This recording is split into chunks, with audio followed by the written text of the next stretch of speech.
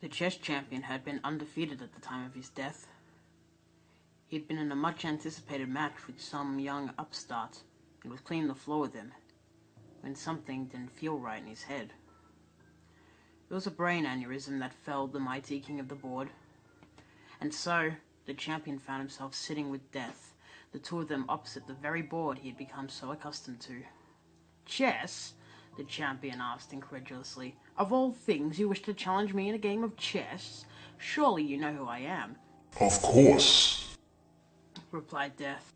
"You're a mortal man, a mere babe in my eyes. You have played throughout your entire life, but remember, I have been master of this game for much, much longer." Without any further discussion, the game commenced. The champion made his move, followed quickly by Death. The tide turned one way, then another. Pieces fell, turned to dust, and each player claimed them from the other. "Anything to say now?" the champion goaded his opponent, who now had one piece in comparison to the champion's two. Death shot the man a stare that could have frozen his heart solid, if he still possessed one. The champion looked at his pieces, the king and the queen. He studied Death's king with a slight smile. "What stays your hand, arrogant fool?" Death growled. "Finish the game." The champion moved his queen across the board, but stopped one space short of the opposing king. There, he abandoned the alabaster woman. "What is this?" Death sneered. "You force me to claim your queen? Surely you know that I will take the move, not only because I desire to, but because I must." "Of course," the champion nodded happily. "Of course you must."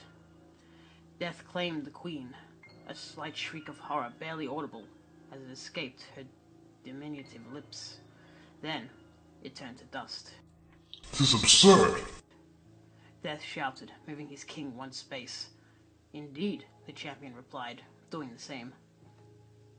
To and fro the kings danced, never approaching one another, never able to reach or claim the other.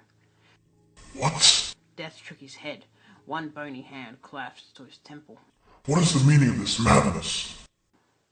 "Simple," the champion moved his king again. "I have nowhere important to be, but I'm guessing you have rather a lot of work piling up." Death's hand moved to the king, suddenly retracting once more as the champion continued to explain. "I want to see you resign."